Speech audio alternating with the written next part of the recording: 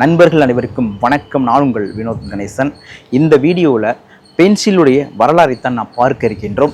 நமக்கு இன்றைக்கி கிடைக்கிற பென்சில்லாம் எவ்வளோ விலை இருக்கும்? ஒரு 5 ரூபா, 10, 15, 20 இந்த ரேஞ்சில் தானே பென்சில் விலை இருக்கும். ஆனால் உண்மையாக நமக்கு கிடைத்திருக்க வேண்டிய பென்சிலோட விலை என்னவா தெரியுமா இருந்திருக்கணும்? லட்சங்களிலேயோ இல்லை கோடிகளிலோ தான் இந்த பென்சில் நமக்கு கிடைத்திருக்க வேண்டும். இயற்கையோட ஒரு சிறிய விளையாட்டு தான் அதனை நமக்கு இவ்வளவு விலை குறைவாக நமக்கு கிடைக்க வச்சிருக்கு. ஸோ அது என்ன, ஏன் பென்சில் இவ்வளோ விலை குறைவாக கிடைக்கிது, ஏன் அதிகமாக கிடைச்சிருக்கணும் அப்படின்னா இந்த வீடியோவை நீங்கள் முழுமையாக பாருங்கள். வாருங்கள் பென்சிலுடைய வரலாறை பார்க்கலாம். இந்த பென்சிலை 1795ஆம் ஆண்டு நிக்கோலஸ் ஜாக்கஸ் காண்ட் அப்படிங்கிறவர் கண்டுபிடிச்சிருக்காரு.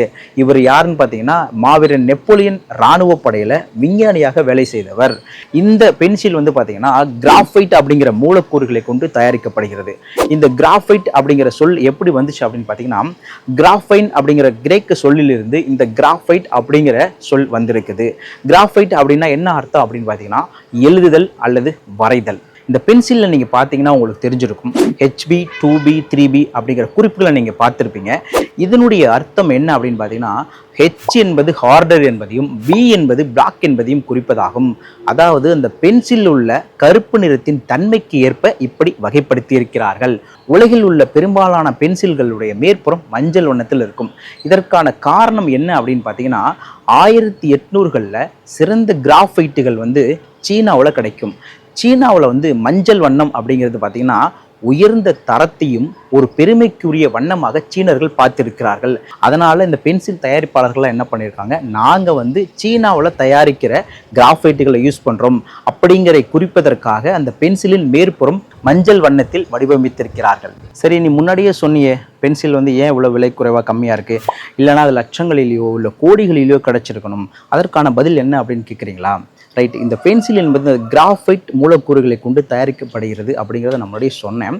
இந்த கிராஃபைட் என்பது பார்த்திங்கன்னா கார்பன் தனிமத்தின் ஒரு சாஃப்ட் வெர்ஷன்.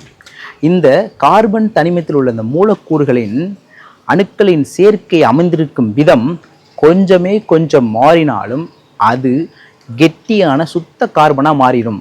ஏன் கெட்டியான சுத்த கார்பனாக மாறினா என்ன அப்படின்னு கேட்குறீங்களா? அதைத்தான் நம்ம வைரம் என்கிறோம். புரியுதுங்களா? அதாவது வைரத்தில் யூஸ் பண்ணுறதும் பென்சிலில் யூஸ் பண்ணுறதும் ஒரே ஒரு மூலக்கூறுகள் தான். அதாவது இந்த கார்பன் தனிமத்தின் சாஃப்ட் வெர்ஷன் அப்படின்னா அது பென்சில். அதே கார்பன் தனிமத்தின் ஒரு ஹார்டு வெர்ஷன் அப்படின்னா அது வைரம். இப்போ தெரியுதுங்களா இயற்கையோட விளையாட்டு என்ன அப்படிங்கிறது? இயற்கை தான் நமக்கு பென்சிலை இவ்வளவு விலை குறைவாக நமக்கு கிடைக்க வச்சிருக்கு. ஓகே, மீண்டும் அடுத்த வீடியோவில் நாம் சந்திப்போம். நன்றி, வணக்கம்.